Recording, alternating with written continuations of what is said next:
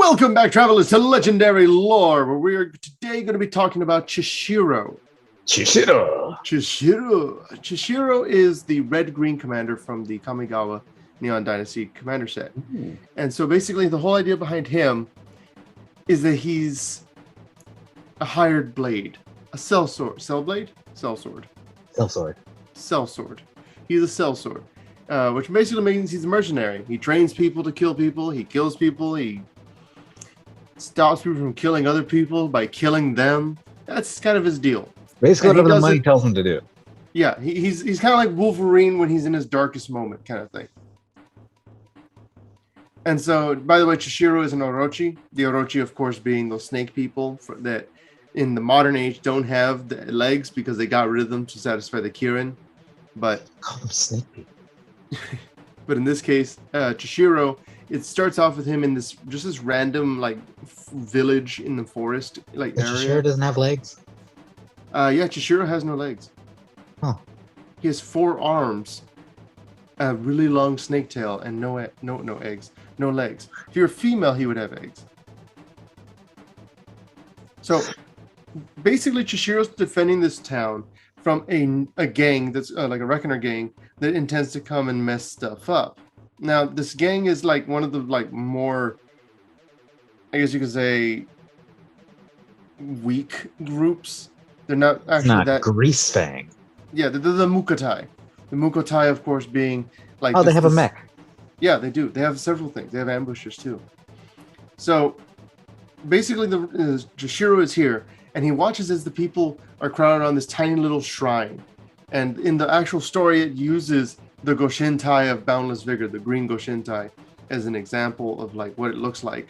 Which, I mean, I think that's kind of cool that they chose that specifically. But in the story, it's described as like being just kind of, well, it says an odd knot in the great black root formed a hollow about as large as Shishiro's fist, and within it the paler root had clustered and tingled upon itself like a gnarled heart. It seemed, when studied, to beat. So basically it's just a plant heart in this little thing, right? So we don't really know why at the start of it, why Chishiro is so distrustful of this kami, but we do know that he is essentially setting up an ambush for when they are eventually, the Mukotai eventually attack him. So it then goes back and has a flashback, and there's a flashback that comes several times, and we find out that Chishiro wasn't just some random mercenary samurai man all the time. He actually had been bonded with a kami. And it had like his blade was like the bridge between the two of them.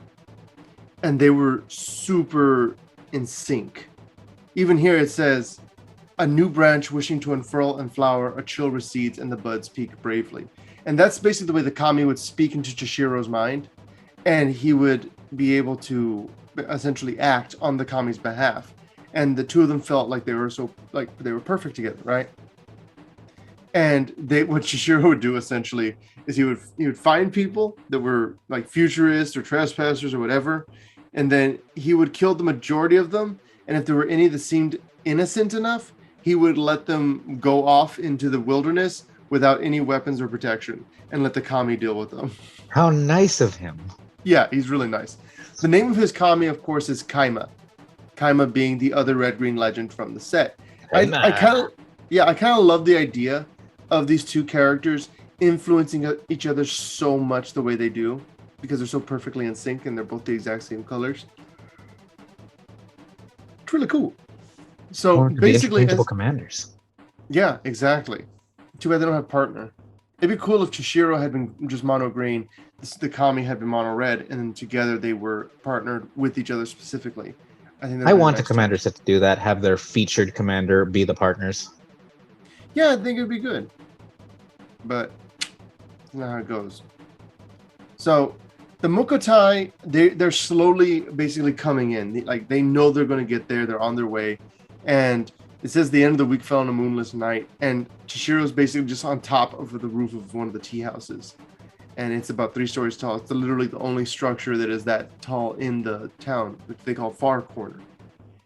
And so he's got his not his minions, I guess, but his allies, and they're there with him, right? Mm-hmm. And then, well, I'll just read it. It's the Mokotai. They show up. They got swords, scythes, basically every kind of blade that you can think of. And behind them, there's a mech. And it's dark cherry wood, partly carved, partly grown in gnarled whorls to fashion the joints of its curving spine. And it's dragging three jointed arms, its finely articulated feet. It had no head. A pale veil concealed the pilot's cockpit in its sunken belly. And so, basically, you have all these normal ninjas and then samurai kind of thing, right? These grunts, these goons. Then you have the mech. And then, other than the mech, there's a lumbering beast with sudden speed and terrible impact. A corpse swallower toad from the canals. Its throat throbbing and its slow blinking eyes rolling with lurid interest. On top of it is a man. This is where he comes in. He goes, far corner. We know you didn't run. The Toad Rider calls, his voice, though lazy, cut the night with its sneer. We know you're hiding. The Mukatai aren't monsters. This is your last chance. Get out, or you'll wish you had. And so basically, Chishiro told everyone, stay inside. Do not come outside. You will die if you come outside and we're not trained. If you were trained by me, you'll kill some people before you die. But if you go outside, you will die. And what he did, Chishiro, is he set up a bunch of little bombs, basically in areas where he knew they would go. And then he would just detonate them whenever he needed to. Well, he Monsters Inc. them. So basically, everything just starts going immediately terrible. There's a fight, and Chishiro sees this guy. He recognizes the guy on the toad. And then something kind of like breaks in him again. So like an old wound kind of thing. And he just goes at him. And you find out that in the past, because you remember in the present day, Chishiro, he's alone, he's angry, he's full of rage, all that stuff, right? And in the past, he had the whole deal with that Kami. Well, it turns out that when back in the day, he had met a boy, a tiny child, and this child was small from Tawashi, and like he somehow was able to like talk to everybody, and he knew all the codes, and he was able to befriend them essentially. And Chishiro took him in. He said, okay, like you can be here for the night. We'll take care of you. And then you go on your way. You'll be fine. Mm-hmm. The kid was very grateful and he was thanking him over and over again. So what he did is he gave him this, like basically made him all tea. And then in the middle of the night, Chishiro wakes up and he realizes that there's a lot of gurgling sounds and the sounds of sliced throats. And this kid is just murking everyone in his entire group. His whole order, is the order of Jukai that he's part of, that little sect, they were all being murdered by this one kid. He then soloed him. Yeah, so basically, Chishiro is drugged because the kid made the tea and he drugged him, right? He drugged everyone. But because of Chishiro's bond with the Kami itself could not fight back against this kid. It was just as like basically drunk as he was.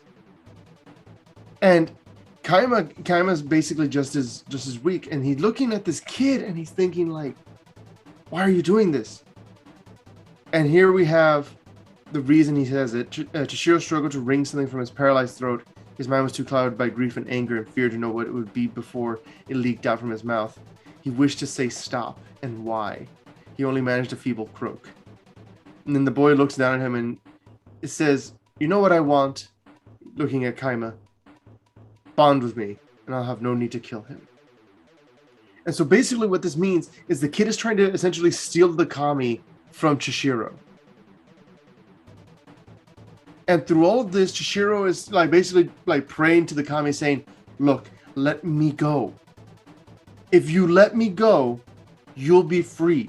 You will no longer be bound to me and my weakness. Because it was Chishiro's fault, he believed, because he allowed that kid to come into their place. He let them into basically the safest spot they had, and they all let their guard down, and they all wound up slaughtered because of it. And he's saying to the Kami, you don't have to go through this. You can leave. It doesn't quite play out that way, though. Instead, the sword that was the bond between them, the kid shatters, and then it turns black. That's his name. Chishiro, it turns black.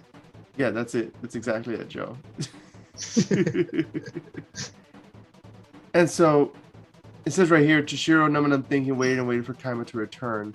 Because as soon as the whole thing happened with the breaking, he was gone. Yes. And he waited for Kaima to return. The last thing he received from Kaima was a ravaged tree, a sundered root. And it is on that point that he basically went on his downward spiral, detached from the one thing that understood him more than anything else, the thing he loved. With that bond destroyed, he was rudderless, he was anchorless, and he kind of just drifted, killing people left and right and getting paid for it. Mm-hmm. We then come back to the story, and we see all these things happening and all this fight happening, and you see how absolutely insane Chishiro is. So you see one of Chishiro's buddies, and they try to disable the mech with this disruptor bomb, basically like an EMP, right? Nice. And basically Chishiro, it says right here, Chishiro until it goes forward because Chishiro jumped onto its back, and as it twisted around, the thing had already climbed up the mech's spine, and it says, as it staggered, trying to throw him off, Chishiro twisted around the side of the open cockpit, lashed onto its roof with two of his arms, tore the veil aside with the third, and with his fourth, he shoved a pulsing J disruptor into the pilot's hands. So he grabs this disruptor, he's basically already activated it, and he shoves it into the pilot's hands. The pilot stares at him in knowing horror, because they were latched into the mech, because it obviously it's an Evangelion kind of deal, where it's all up on them, right? And so this person is just holding this bomb essentially, and Chishiro doesn't even wait to see. He just throws himself off the mech, moans with the disruptor, sings out, and sends the construct toppling to the ground behind him, completely dead. Obviously, the guy inside also extremely dead. That's so messed up. Now, through all of this, he's thinking, okay, I need to kill this guy, Tatsunari. Tatsunari, of course, being the guy that came in on the Toad, who happens to have also been the child. And he sees that Tatsunari has a... I'll just read it. The Toad Rider's face was cold with an enmity deep as a current. You, said Tatsunari, as he might to an old friend, thought you'd curled up in a hole and died. Throw down your blade. Why would I do that? So I can kill you with it.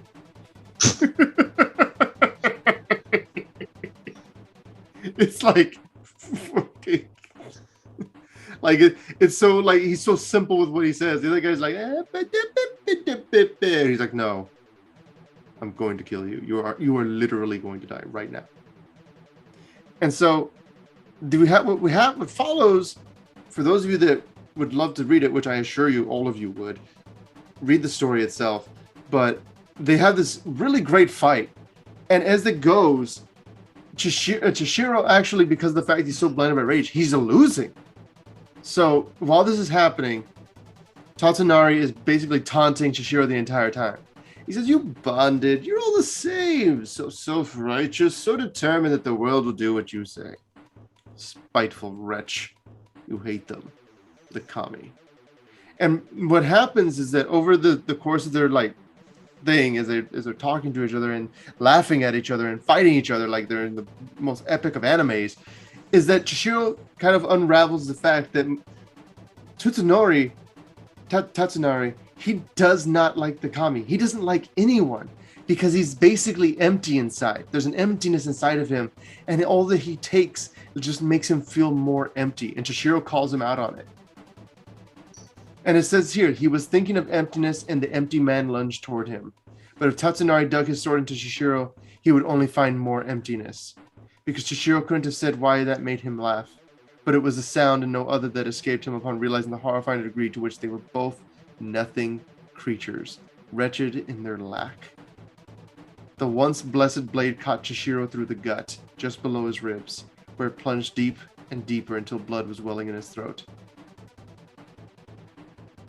So in that moment, Chishiro is basically dealt that final mortal blow directly beneath the rib of his body and the just gushing. And as he's there standing still with that blade inside of him, he continues to laugh. He's basically just like, I'm dead, but at least not on the inside, loser.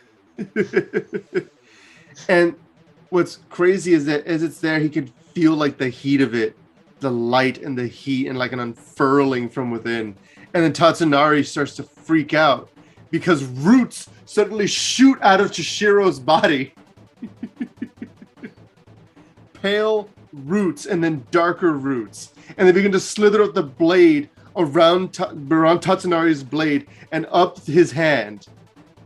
And then Chishiro basically like hears the kami of the far corner shrine, that little shrine that we talked about earlier. And it says, a tree consumes the nail within it, the roots suck blood to grow and grow. And when he heard it, he immediately understood, seize his vengeance and make it yours. I bid it, I covet it. For me, you'll do it. And the roots continue essentially to like just grow out of the wound, stitch it up, and just take the sword back essentially. Everything's going all kinds of crazy, and Chishiro just starts savagely beating Tatsunari. And even now, Chishiro still feels like he's dying because he can still taste the blood, and he knows that the spirit is probably just giving him just enough power to make it through. And so Tatsunari gets onto his toe to try and get away, right? Mm-hmm. And then as soon as it does, first off, Chishiro rips that blade out of his chest, and he just sees all the roots like plugging up the hole even further. And there's still obviously the pain, but he's also got the adrenaline and a burning desire just to destroy Tatsunari.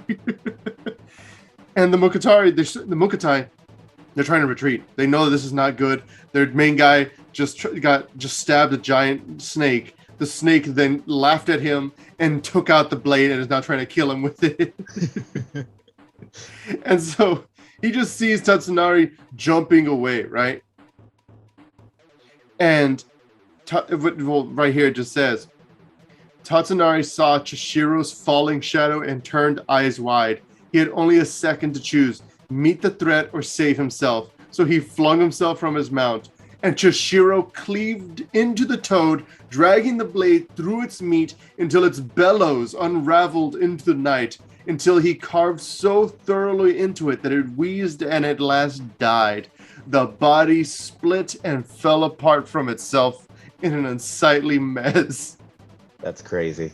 The moment those two halves of the toad hit the ground, roots shoot up and pull it down, consuming it. It's like, thank you for the food. What? It's so insane. And just the visual of that happening, of him coming down, cutting the toad in half, the ground just eating it, and then all he does is flick the blade to throw the gore off of it. And there's like a slight green glow across his blade. And Tatsunari's on the ground because, like, obviously he jumped and he landed on his leg and it didn't go well. And now he's all over the place. And Chishiro's just on him. And he's looming over him. And then Tatsunari basically is like there. And Chishiro says, why? What made you this? And when he says that, Tatsunari says, you would understand. You were one of the chosen. I'm nothing. You said it yourself. Now kill me. And with that, it says, and it was the despair that summoned an ache in Chishiro's chest, pulsing out from where Tatsunari had stabbed him mere moments ago. And it talks about a hot wind that blows. And he kind of recognizes that this kami that he's been talking to, this kami of this far corner, it's very, very familiar. It's actually Kaima. A wound so hot will reignite his passion. And so he says right here, as he's doing that, right? He turns around and he can see that there are people in Far Corner, the people that were worshiping Kaima. they're being devoured by the roots. They're sprouting out and they're just destroying everything. Not just the Mokutai, all of them. And Chishiro's kind of like, wait, what? Why? And Kaima says, mortal flesh and mortal work, only one sort of creature has heart enough to betray another. And it's at that moment, Chishiro kind of realizes that just like Chishiro lost all his faith and he became this murderous monster, so did Kaima. Kaima felt lost without Chishiro just as much as he did. And both of them had become basically these monsters. Monsters. And the entire place was just being destroyed. That's like, the village in Kaima, the Fractured Calm's actual artwork. That's the kind of village that you can like imagine that all this stuff is happening in. Mm-hmm. And so basically throughout all of this, Chishiro tries to stop Kaima. And it says here, why these deaths too, Kaima? They love you. You realize that. And the Kaima is now like there. He can see it. It's like it's manifested entirely. And it's focused behind Chishiro on Tawashi, which is the city in the distance. And he goes, Chishiro, teaching reckoners the way of climbing trees and killing silently. Chishiro, teaching futurists the means of shielding themselves against the disruptor's shattering force. Chishiro, once bonded, now faithless and spiteful, moved not by creed, but by coin, and hating not only himself, but he goes, you think I hated you? And Chishiro could feel Kaima's judgment inside of him. That when they broke, it created that sense that their bond was completely shattered. And it was from a point of betrayal for Kaima. It wasn't, he didn't feel Chishiro trying to save him when he said to basically go and leave and force him away. It was a sundering of Kaima's very existence. And as that's happening, Chishiro says to Kaima, who are you to choose? You're a shadow of yourself, a murderous ghost. You abjure mortals, but we're of Kamigawa as much as any root and flower, as any bird and wolf. You reject us now because you fear being hurt again. He says, didn't we choose that to be hurt together for their sake? How could you let one man's spite so ruin you? And then they thought they're going to kill each other because they're both so broken. And then as that's all happening, they see that broken blade, right? And Kaima kind of understands where Chishiro's coming from, and they both realize that them leaving each other, that was more damaging to either their relationships and to themselves than ever anything else could be. And in the end, they finally decide, you know what? Together we'd be better. Even if we are broken, we can rebuild ourselves to try and reach a semblance of what we once had. And so at the end of it, it says Chishiro once more raised the focal blade flat between them, and as he did, hairline fractures began to run down it, and as the fragments fell away, one after the next, they revealed a light reborn. I skipped over a lot of this, but I feel like it's a very nice story. It's not like something like groundbreaking, but it's really fun. It's really cool. What? Tatsunari die? Did I skip over the Tatsunari's murder? Huh. I thought Tatsunari died. He doesn't? Did they just forget about it? Hold on, let me just say. What's funny is that it actually says, like at that point where Chishiro turns and he's looking at Kaima, it says the shock never left Tatsunari's eyes as his allies carried him off, rescuing him from certain death. Chishiro's surprise faded far sooner, replaced by newfound resolve. So basically, once Kaima was there, everything else was like, wait. It's like, we're not part of the story. The story's just them two now. Yeah, they literally just took Tatsunari and took him away, just in case they're like, maybe we can use him in the future. I don't know. But yeah, they just took it. They just picked up Tatsunari and they booked. They didn't even kill him after all that. But I mean, I think that would have broken their bond for good. Yeah, and I mean that's part of their motivation at the end of it because they realize that they can't have peace. And he says, how can I give you peace? And he says, that might do. And he goes, it might not be, but I wish for you to have it. And so this whole bond that they have, it's like a very deep spiritual bond. And it's really cool because Tatsunari, we got a little bit of a story from him. He says that something happened that made him empty. And we don't know what it is. It could just be that the hardness of life and harshness of everything. But I feel like they wanted to give like an opportunity for something more if they had, if the people, like say if people enjoyed his character. But yeah, it's pretty cool. Thank you guys so much for watching. We're going to go ahead and catch you guys next time with some more legendary lore. Go ahead and leave a like if you like the video and subscribe for more legendary lore. Next time, Neon Genesis Evangelion.